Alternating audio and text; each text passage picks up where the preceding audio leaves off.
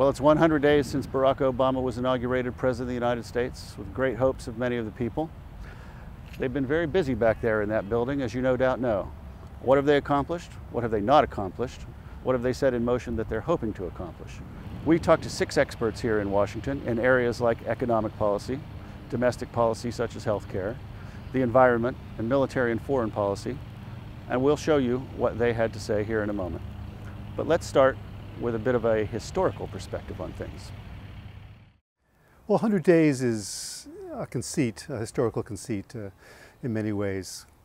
Really the first American president who was tested, who was judged on his first 100 days was Franklin Roosevelt. And no president since then has had this kind of attention to his 100 days. And of course, the Great Depression was the context for FDR's first 100 days. I'd say there have been 5 presidents up to now who really tried to do a lot in their first 3 months or so.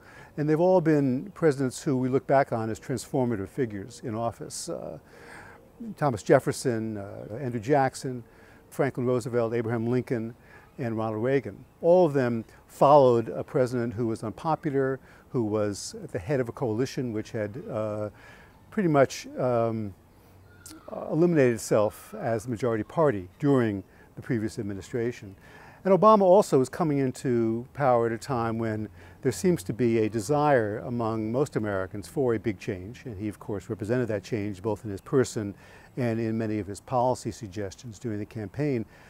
And so he, unlike George W. Bush, unlike George H.W. Bush, unlike Bill Clinton for that matter, is someone who, about whom a lot is expected, because there's a sense that an era has ended with the end of the Bush presidency. So he really has to try to do a lot. And so really the focus on his first 100 days makes a lot of sense, I think, because he does want to go down in history as a president who has changed a lot about American policy, both at home and abroad. I think the key word that Michael Kazin used there is transformative. Every president wants to be transformative. Very few actually are. And I think he pinpointed the 5 or so who have been most transformative in American history. Now, Barack Obama, to a certain extent, has transformative forced upon him. He has to be. The country has so many problems, domestically and internationally, that he has to be transformative and make pretty serious change in a lot of different areas. Whether he'll accomplish that, American people have a chance to judge in 4 years.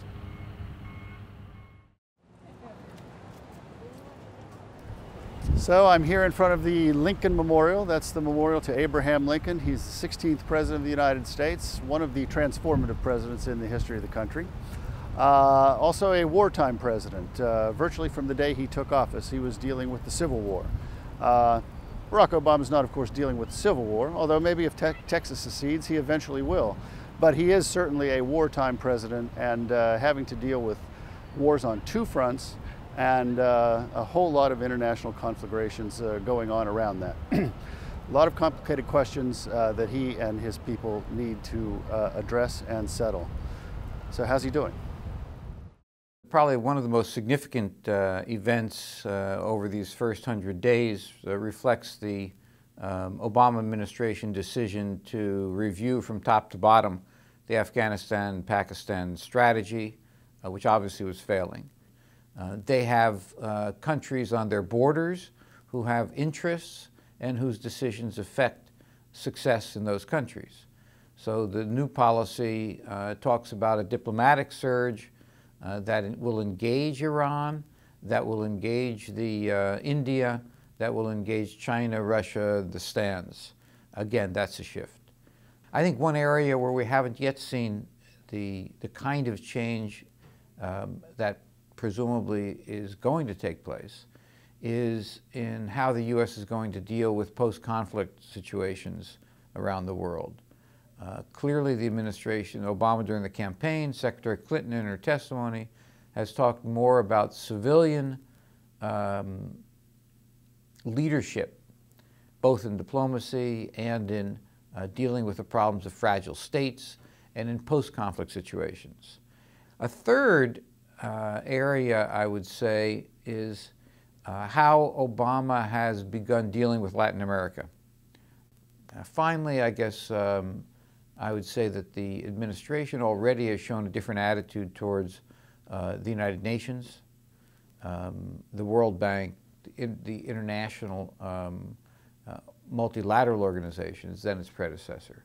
And there's the decision, for example, to seek to become a member of the Human Rights Council at the United Nations, despite the concerns about the nature of the way that council has recently operated, represent a decision to engage rather than to isolate. And that's probably positive. Well, 100 days into President Obama's administration, I think there are some really significant things to look at in the way that he's dealt with Americans' national security. First of all, he's gotten away from the war on terror rhetoric that really defined President Bush's administration. He recognizes that America faces threats. These threats are not monolithic. They shouldn't be conflated together. In regard to Iraq, his recognition of the need for a withdrawal timeline, I think, was significant. This was part of the agreement that was arrived at between President Bush and the Maliki government, although President Obama's decision to withdraw troops from Iraq cities and draw down to about 50 to 60,000 by next summer, ahead of the scheduled withdrawal in the Status of Forces Agreement, I think says a lot about his recognition of the need for Iraqis to really take charge and take control of their own security. As far as Afghanistan, rather than giving the commanders absolutely everything that they wanted, he announced a more limited increase in combat troops, but a significant increase in civilian trainers. And I think this goes to his real perception of national security in a way that goes to questions of governance and real human security. It's not just about guns and tanks and bombs. It's about providing services to people. It's about creating a situation in which extremism doesn't get a chance to take root, where people are secure, they're able to go about and do business. And I think this is a significant shift in the way that we understand our own national security. I think really he's made a very good start, I think, into, I don't want to say rebranding, but maybe representing American ideas and American values to the world. His decision to release the memos about torture and to announce that the United States does not torture anymore, I think it really can't be overstated how significant that is. I think the torture was a huge black mark on America around the world. These are areas where Obama made really specific campaign promises. With respect to Iraq, he said that the United States would be essentially withdrawn 16 months or 18 months. With respect to Afghanistan, he said that we would step up that war, but that we'd see progress and results in a relatively short period of time. So that's what you do as a candidate. Now what you do as a president may be a slightly different thing. He seems to be proceeding on the Iraq timetable, but is he really going to be able to hold to that if the situation worsens? Probably not. And on Afghanistan, violence is kicking up, and of course there's everything that's going on in Pakistan, the western provinces right next to Afghanistan. So this is an area where a president is usually more likely to break campaign promises, because it's one thing to be a candidate, it's another thing to be the commander-in-chief of the armed forces when you actually have lives in your hands. Now, one campaign promise that he has stuck to is that he would change his and America's approach to the world, talk to people, shake Hugo Chavez's hand, extend olive branches, see if olive branches were extended back in return, places like Iran and Syria. So this he has lived up to so far. Obviously, it was way too early to see if there are any results to be yielded from this. But this will be a very important test of his philosophy and of American liberalism, because we just lived through 8 years of seeing this neoconservative approach of kind of stepped up belligerence and mistrust that was answered in kind with belligerence and mistrust from the rest of the world. So Obama thinks, let's drop that and let's try a new approach and see how that's answered. The next 4 or 8 years, if he's reelected, will be a big test for whether that philosophy can carry the day and bring better results.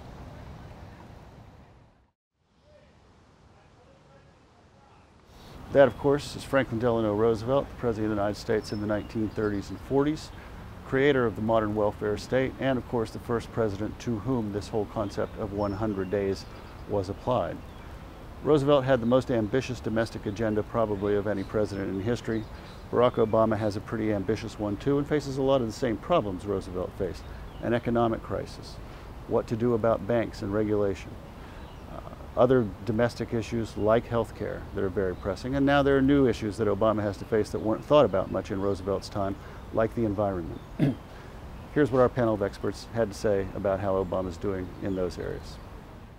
When President Obama took the oath of office, he had not one but two agendas, the agenda on which he'd campaigned and the agenda that events forced on him.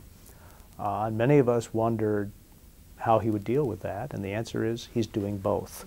So at the same time that he's put in motion a very broad-based plan to stabilize the economy and restart growth, bail out the financial system, he's also made a number of very ambitious domestic policy proposals. Universal health insurance for one, major climate change legislation for two, a brand new energy policy focused on renewables, and major new investments in education and infrastructure. Those are the big five, and any one or two of them would have been enough for a less ambitious president, but not for this one. He's proposed almost everything and accomplished almost nothing up to now. And so the major battlegrounds, certainly for the next year or year and a half, will be the struggle to enact the agenda laid down. And that will not be easy. In the case of health care, not only do a lot of entrenched interests have a lot to lose, but also a venture that will probably cost a minimum of $125 billion per annum will have to be paid for according to the terms of the emerging congressional budget resolution. Climate change, deeply divisive, not only or primarily along partisan lines, but along regional and sectoral lines. A new energy policy, well, there are a lot of people in the hydrocarbon business in the United States who sort of like it that way. And when you're talking about major new investments in education and infrastructure, then the question is, first of all, how do you guarantee that it's not new wine poured into the same old bottles, but really constitutes a force for reform? And secondly, in a period in which budget deficits are soaring into the stratosphere, or, almost 12% of gross domestic product in this fiscal year, and not much less next year, and $1 trillion a year as far as the eye can see, how do you pay for all this stuff? So these are big issues on the president's plate. It's hard to judge President Obama on the economy because he inherited such a mess. So first and foremost, I think he gets high marks for what's called the stimulus plan. There's around $800 billion spread out mostly over the first 2 years or so, which is a much larger sum than was imagined right after the election. I can imagine ways that the stimulus plan could have been more effective. I think that some of the tax cuts are ineffective. All of the tax cuts that went to business will be tremendously ineffective, but some of that is a political price to pay to get something through quickly. I think where the president doesn't get real high marks is on dealing with the financial mess that we're in. We haven't seen exactly how he's going to re-regulate. The bailouts have been quite unpopular, and in many circles, including most of my friends and me, think that it's been done in a way that kind of preserves the existing financial structure and those who are too big to fail, without sufficient strings on the banks, and thinking that we may not get what we need. But he's also rising to other challenges. He hasn't backed down on the need for a bold healthcare initiative to provide universal coverage. He seems to be holding to investing in energy alternatives and having a cap and trade and cap and auction system to address climate change and provide incentives for energy alternatives. It seems like people are giving him a lot of latitude, understanding that he's got many, many problems to fix. He's doing his best. It's going to take time. But the reality is that things are going to worsen from where they are now, and they're going to stay bad for a while. And how that really plays out is a pretty big unknown. Barack Obama has shown incredible leadership on the environment, on global warming, and really taking on the incredible importance of climate change as an economic issue, as a fundamental issue for governance, for our role in the world as Americans. He's made this a centerpiece of his view on governing both domestically and internationally. I think that in the first 100 days, he's accomplished more than the United States has accomplished really in the last decade. He said, he made the determination during the campaign and then immediately following his election that he was going to make economic recovery and stimulus package a top priority. But right from the beginning, as he thought about the sorts of investments that were needed to put the economy back on track, to rebuild our economic standing, he identified energy issues and unmet environmental issues as a key infrastructure challenge. So he looked at opportunities to rebuild our schools but build them green, to rebuild our electrical grid to enable more renewable energy, to do investments in scientific R&D, but to do it focusing on the particular challenges of solar and geothermal and advanced batteries for electric cars. And then as we've begun a conversation about how to save and then restore the American auto industry, again, fuel economy, building a new generation of vehicles that are using less oil to provide the same amount of mobility is really at the center of this. So really throughout his agenda, the thing that's striking to me is that the environment and global warming are a lens for looking at broader economic functioning and broader economic productivity. So it's not just a side issue, it's not a checkbox that you deal with and then put to one side. It really is a way of looking at how are we performing, are we doing the best we can, are we getting the most value for the investments we make, and are we really regulating in the long-term public interest? That's a representation of a bread line. We had a lot of those in the United States in the 1930s. We don't have them right now. We do have hungry people, of course, but we don't have bread lines. The economy hasn't quite gotten that bad. But it's still pretty bad, and it's still the central challenge that Obama faces. I think of all the people we talked to there, I think Bill Galston said a really interesting thing. Obama has two agendas. He has the agenda that he campaigned on and brought into office, things like health care and the greening of the economy. And then he has the agenda that's been forced on him, create jobs and do it fast. That's a heck of a lot for anybody to handle. The report card so far? Well, everything's an incomplete after 3 months. But I'll say two things.